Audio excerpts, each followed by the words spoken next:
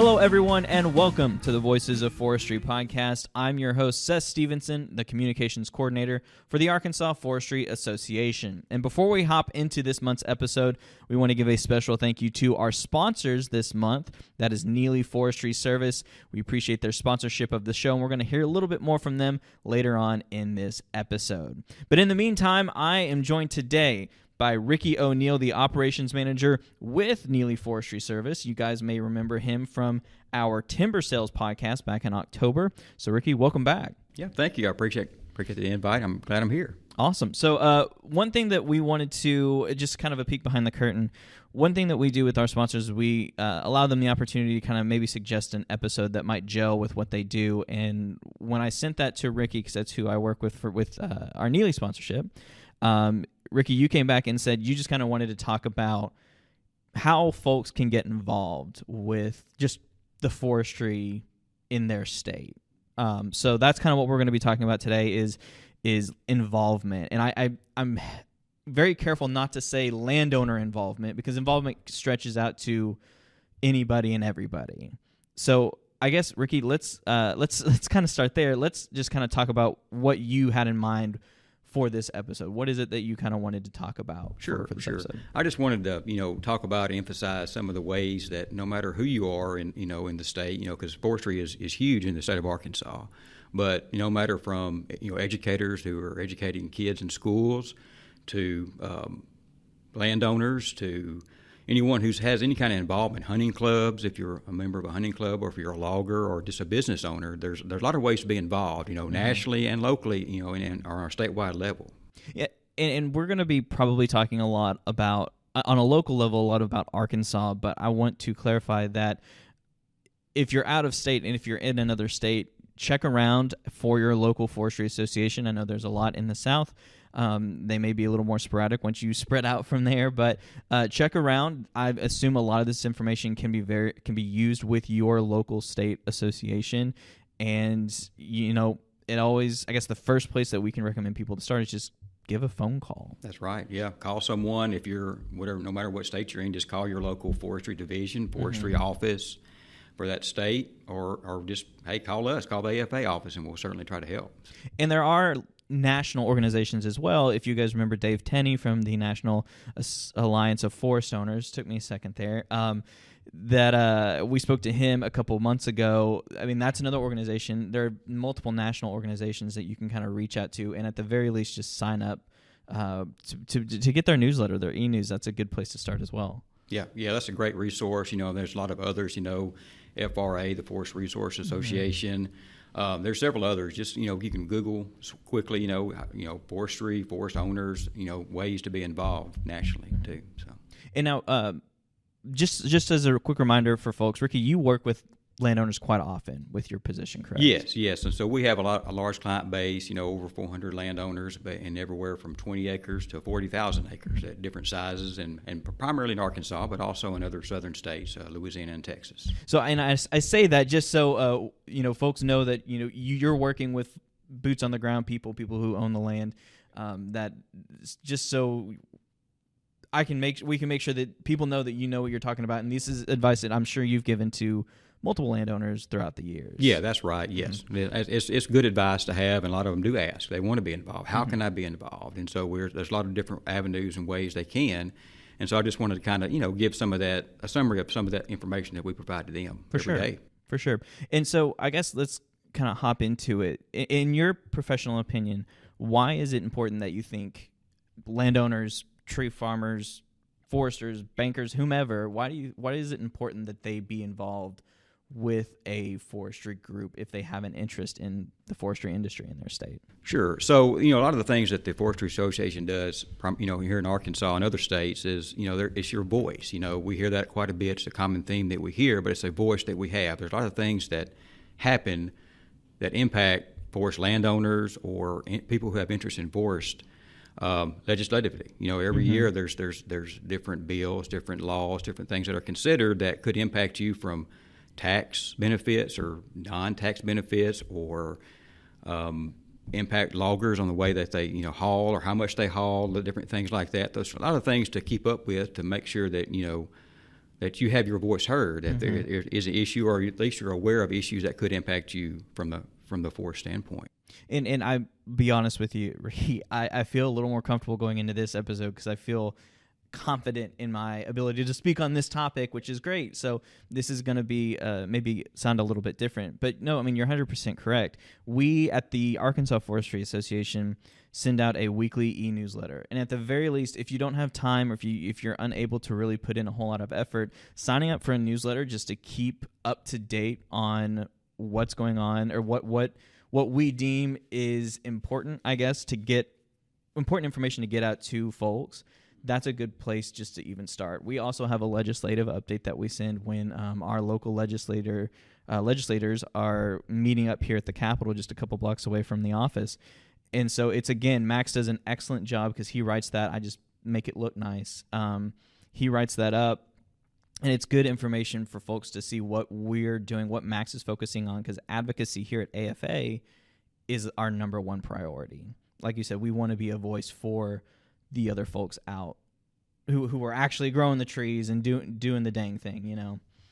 So, Ricky, one thing that you mentioned was educators, and that people might not think of that as someone or a group of people who are really close to the forestry industry, but education is a huge part of getting not only landowners but students to know what it is that we're doing. So what would you suggest to them? What is a good way for them to get involved? So I think it's important for us to be involved. I've been involved with Project Learning Tree, the Teacher Conservation Workshop, for over 20 years through AFA, and so I've had a lot of opportunity to have students out, have teachers, educators, the ladies and men are teaching our children about forestry and the environment. Mm-hmm. And so I think it's real important to have that. There's opportunities there for someone from AFA or someone to be a part of the workshop or some way involved to help educate your students in your classrooms. Yeah, and with our PLT program specifically, Project Learning Tree, I got to be careful with all the acronyms. With PLT specifically, Rob, our forestry education director, is out constantly working on workshops, trying to get teachers qualified to teach the PLT stuff in classrooms. So he's out there. It just takes teachers putting in a little effort to come to a workshop on with Thursday or whatever to knock out some of the things that he's doing.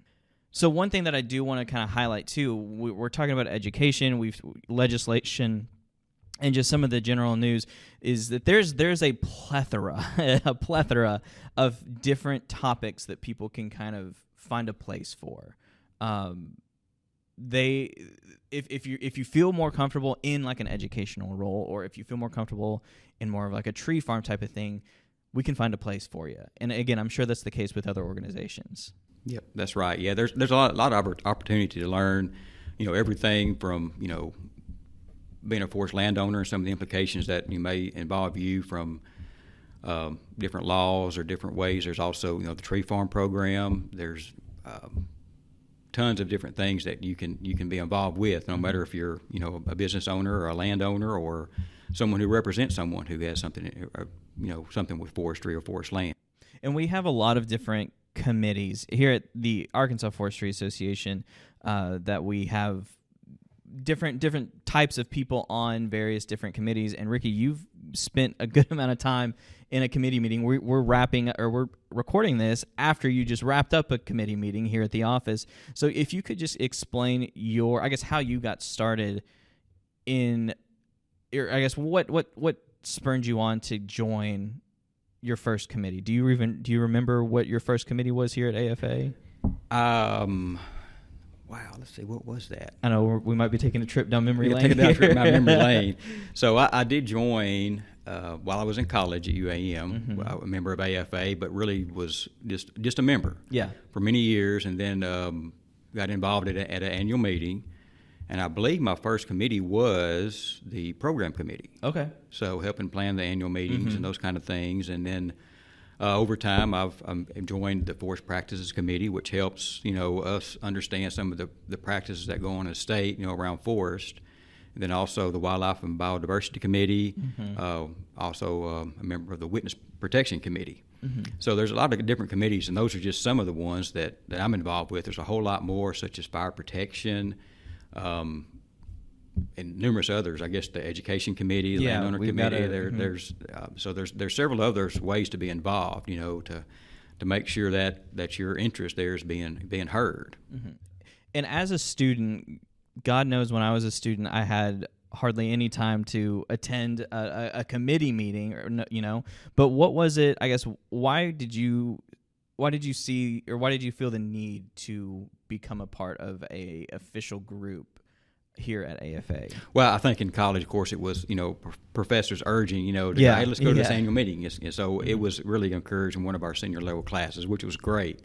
And over time, the companies that I worked for were very pro AFA, pro advocacy to make sure that we're involved, and so the opportunities were there.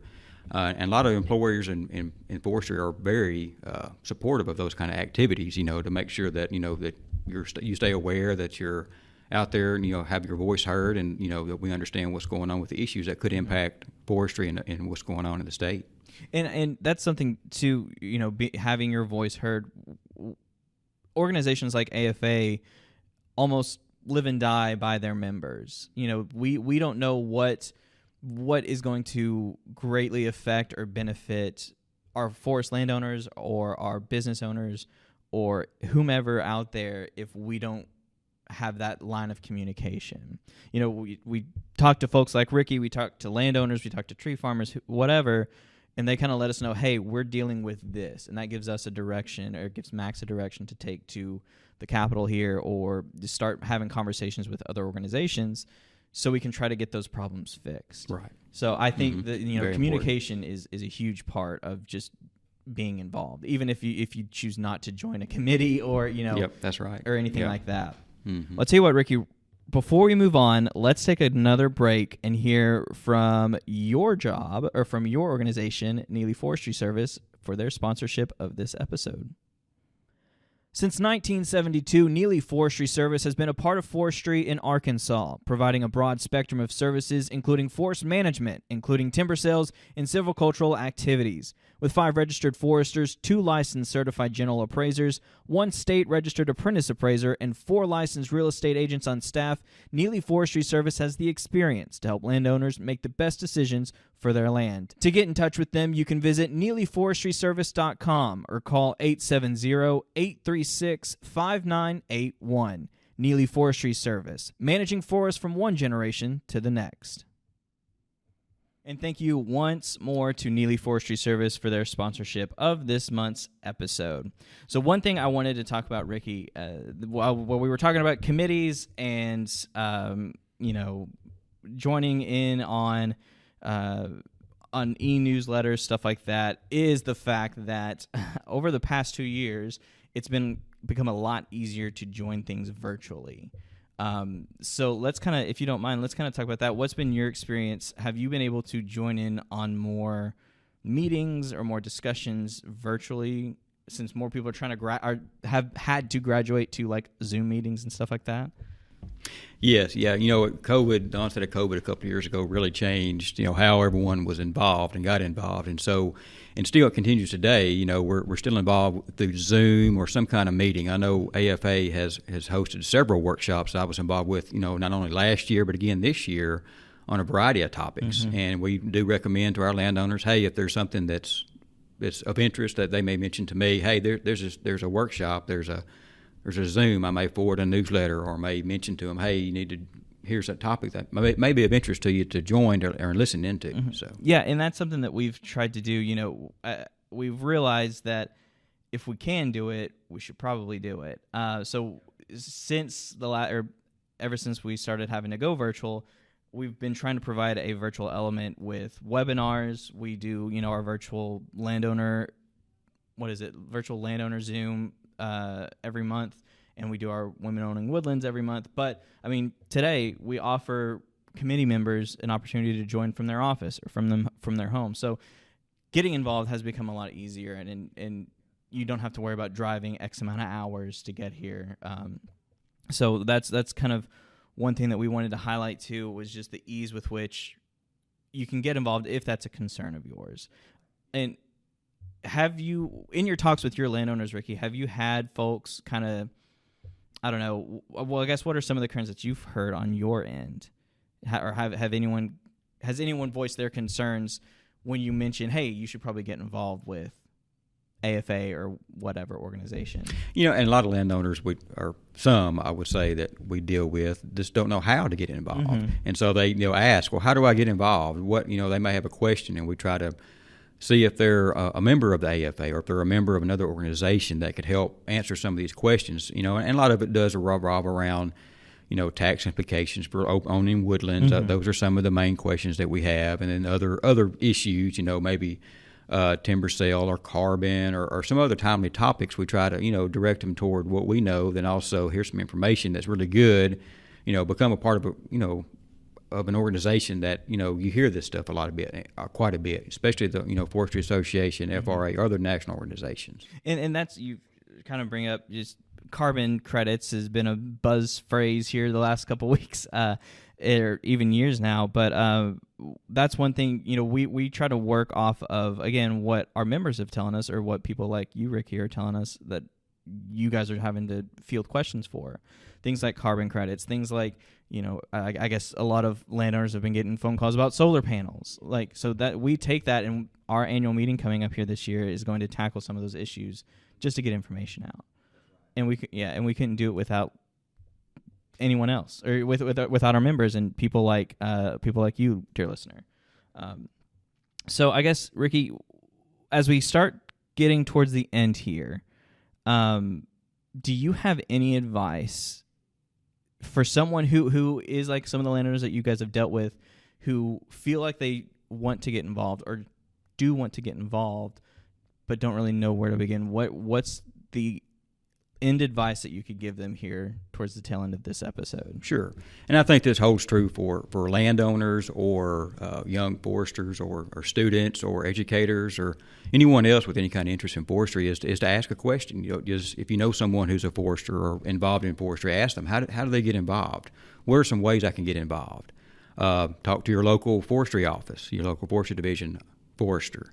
Call AFA office. Mm-hmm. I mean, there's a lot of ways that, hey, you may be an educator that wants to implement some of these forestry aspects or some of the project learning tree principles in your lessons. Well, there's a great way to do that. Call the AFA office.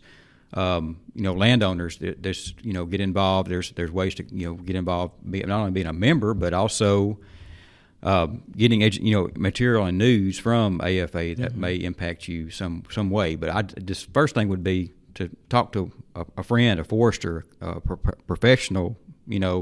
How can I get involved? What can I do? And then we say that all the time is, it doesn't hurt to just make a phone call. That's right. Everyone in this industry is very understanding and very, very willing to help and assist anyone who has a question or who would like to find out more information. And we're all about education here at AFA, which is why we have this podcast, is all about educating folks and trying to get information out to you guys who may be interested. So, well, Ricky, I think one other thing, too, that I wanted to highlight that you mentioned there, and this kind of harkens back to how you got started here at AFA, is you don't have to be – there's not any requirements for getting involved. You can be a student at your local forestry college, or you could just be someone who's interested in the topic of forestry. You can kind of get your foot in the door by just making that phone call. That's right. Yeah, you don't have to be a forester or a student or whatever if you're just interested in forestry. You don't have to own land. Mm-hmm. As long as you have an interest in forestry, want to learn more about forestry, you can be a member and get involved. There's a lot of things that you can do, and go learn a lot. Mm-hmm. Yeah, and again, reach out to, if you're not here in Arkansas, reach out to folks in your state, or there are, again, national organizations that are more than willing to help you guys out and to get you some information. And granted, their information is going to be a much of a broader scope, and on a national level, it may not be specific to a Louisiana or specific to a Texas, but it will. It inevitably does have some kind of impact on your state and the forestry goings-ons there. Right. Yep. Definitely. So, all right. Well, Ricky, thank you so much, man. We really appreciate it for you joining us today. Yeah. I thought this was, a very interesting topic, something that we haven't really tackled yet on the show. So thank you. Yeah, that's good. I appreciate the time. Thank you. Awesome.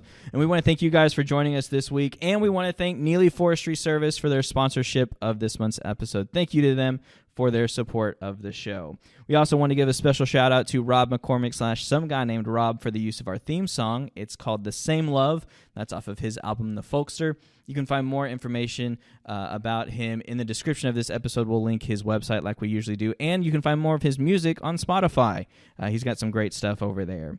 And if you want more information on the Arkansas Forestry Association, you can find us at arkforest.org. That's ARKFORESTS.org. We've got a list of all of our different committees if you're interested in that, and you can reach out to me if you want to be added to our email e-newsletter that goes out every Monday. Again, just to kind of get that ball rolling, get your foot in the door on trying to get some information on what it is that we're looking at from an Arkansas perspective, and even we throw in some national stuff there every now and then. And make sure you come back next month where we'll have a new topic, a new discussion, and a new Voice of Forestry.